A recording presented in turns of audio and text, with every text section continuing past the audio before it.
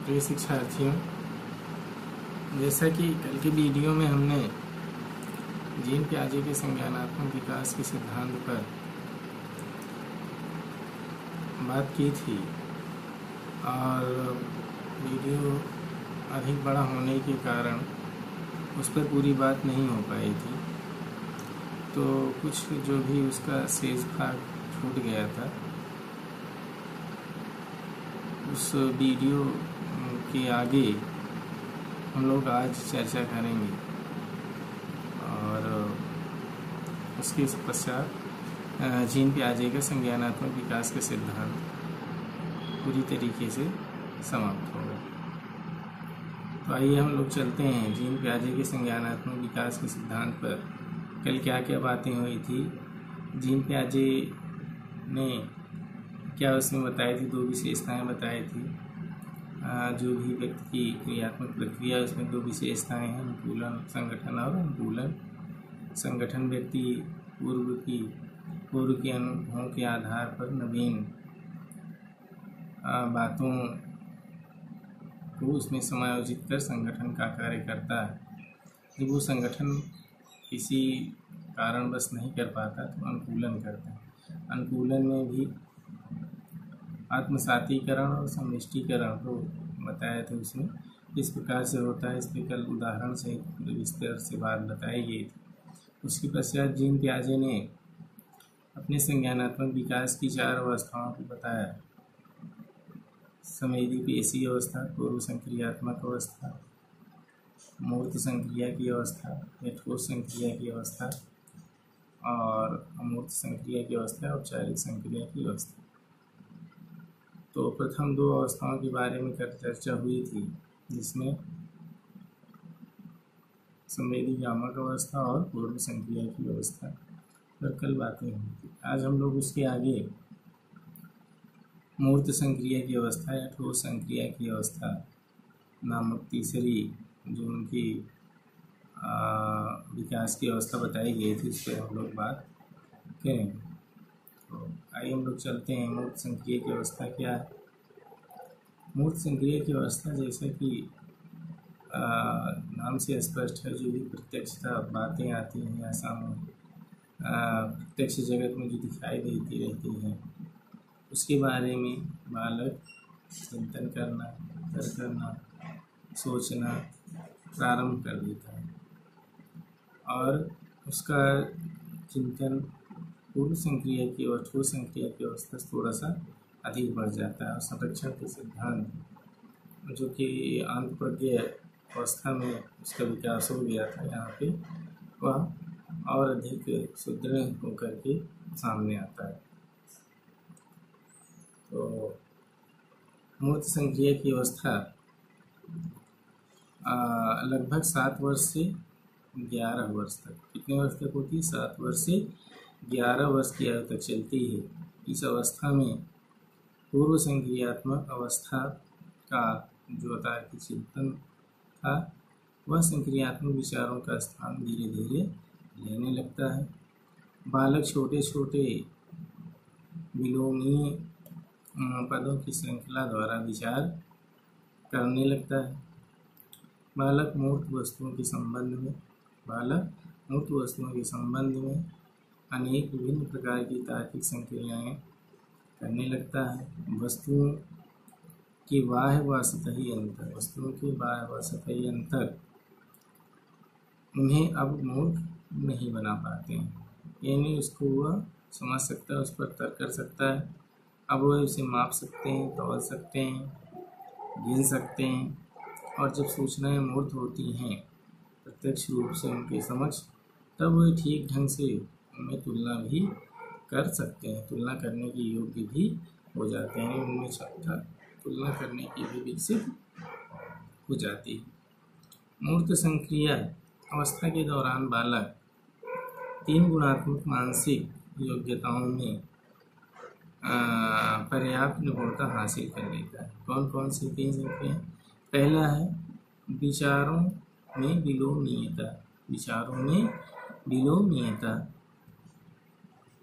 दूसरा है संरक्षण, तीसरा है क्रमबद्धता व पूर्ण अंश प्रत्ययों का उपयोग, संरक्षण तथा क्रमबद्धता व पूर्ण अंश प्रत्ययों का उपयोग। तो इस अवस्था में विचारों में विलोमीयता में बालक निपुण हो जाता है।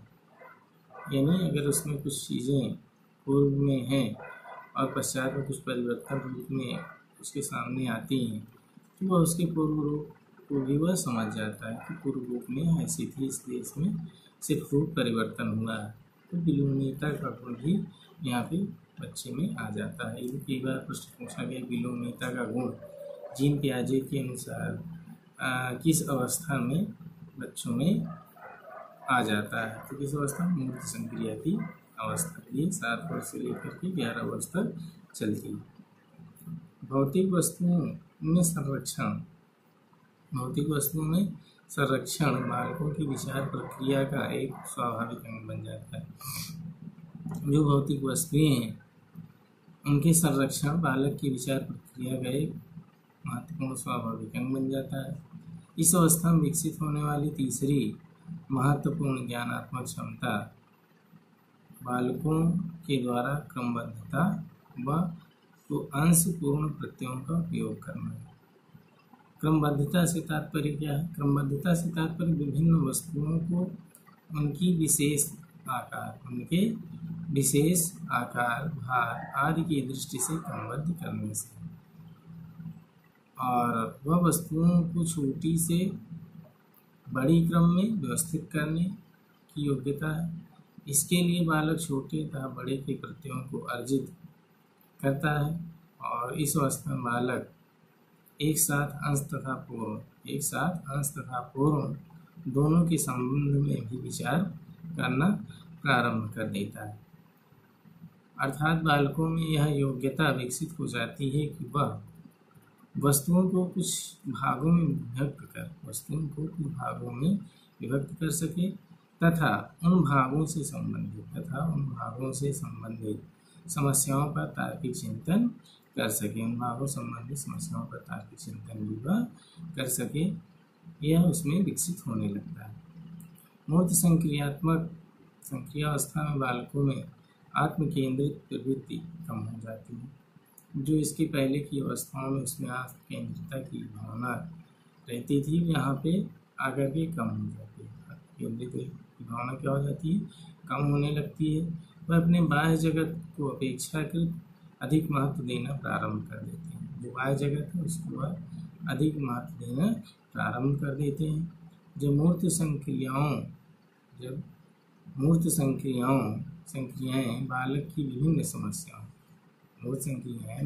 विभिन्न समस्याओं का समाधान करने की दृष्टि से उपयुक्त नहीं रह पाती हैं, तब बालक बौद्धिक विकास के अंतिम चरण में आता है, जिसे औपचारिक संक्रिया की अवस्था कहते हैं। इस ओर वह आगे बढ़ने लगता है। जो मूर्त संक्रियाओं में बालक की विभिन्न समस्याओं का समाधान करने के उपयुक्त नहीं रह पाता, तो अगले अवस्था की ओर वह बढ़ जाता है, जिसे क्या कहते हैं? अमूर्त संक्रिया की अवस्था या औपचारिक संक्रिया की अवस्था भी कहते हैं। हम लोग आगे आते हैं औपचारिक संक्रिया की अवस्था। औपचारिक संक्रिया की अवस्था क्या है? संज्ञानात्मक विकास की अंतिम अवस्था है, और औपचारिक संक्रिया की अवस्था है जो लगभग कितने वर्ष? 11 वर्ष से प्रारंभ होकर के और 15 वर्ष की आयु तक चलती है। 11 वर्ष से प्रारंभ होकर के 15 वर्ष की आयु तक चलती है। और इस अवस्था के दौरान बालक अमूर्त बातों के संबंध में तार्किक चिंतन करने की योग्यता विकसित करता है। मूर्त वस्तुओं तथा सामग्री के स्थान पर शाब्दिक सांकेतिक अभिव्यक्ति का प्रयोग तार्किक चिंतन करने की योग्यता विकसित हो जाती है। और मूर्त वस्तुओं तथा सामग्री के स्थान पर शाब्दिक तथा सांकेतिक, जो मूर्त था उसका वह शाब्दिक और सांकेतिक अभिव्यक्ति का प्रयोग तार्किक चिंतन में वह करने लगता है। समस्या समाधान व्यवहार अधिक व्यवस्थित हो जाता है। जो समस्या समाधान होता है वो जो पहले थोड़ा सा व्यवस्थित रहता था, यहाँ पे आकर के वो अधिक व्यवस्थित हो जाता है। बालक निष्कर्ष निकालने लगता है, व्याख्या करने लगता है, परिकल्पनाएं बनाने लगता है। औपचारिक संक्रियात्मक विचार बालकों को वास्तविकता से बाहर जाने तथा संभावनाओं पर विचार करने योग्य बनाते हैं। बालकों का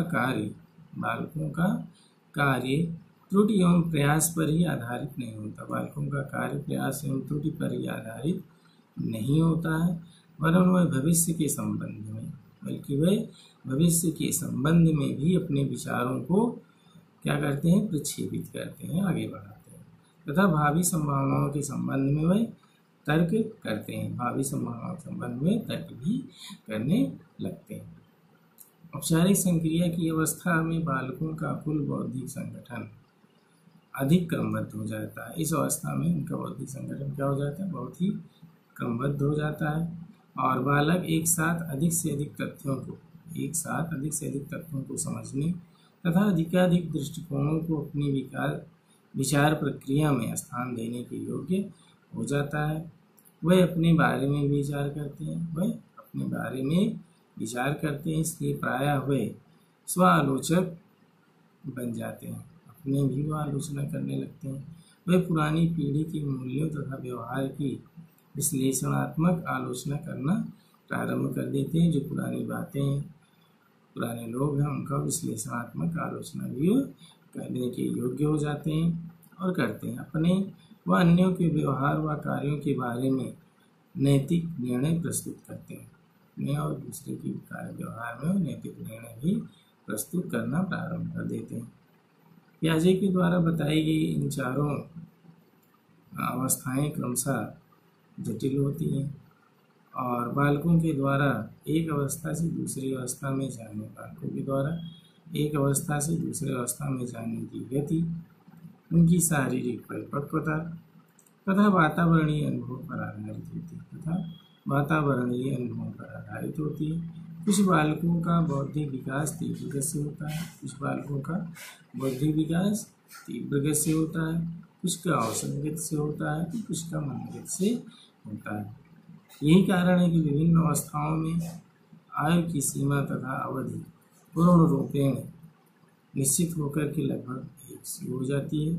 कोई भी अवस्था एकदम समाप्त नहीं हो जाती, यानी उसका समाप्ति और दूसरी अवस्था का प्रारंभ में कुछ लक्षण उसमें देखने लगते हैं, बल्कि बालक में धीरे धीरे एक अवस्था से दूसरी अवस्था में प्रवेश होता है। बालक किसी एक क्षेत्र में पूर्व संक्रियात्मक अवस्था में हो सकता है, जबकि किसी अन्य क्षेत्र में वह मुक्त संक्रियात्मक अवस्था में हो सकता है तथा किसी अन्य क्षेत्र में वह औपचारिक संक्रियात्मक अवस्था में हो सकता है। और पियाजे के द्वारा बताई गई बौद्धिक विकास की चारों अवस्थाओं की शिक्षित दृष्टि से सार्थक होने में इसका बहुत ही महत्वपूर्ण योगदान है। शिक्षा शास्त्र में अत्यंत इसका महत्वपूर्ण योगदान है। तो इस तरह से जीन पियाजे का संज्ञानात्मक विकास पर लगभग पूरी बातें हो गई। अब हम लोग अगला होगा ब्रूनर के संज्ञानात्मक विकास के सिद्धांत, इस पर हम लोग अगले वीडियो में चर्चा करेंगे। धन्यवाद।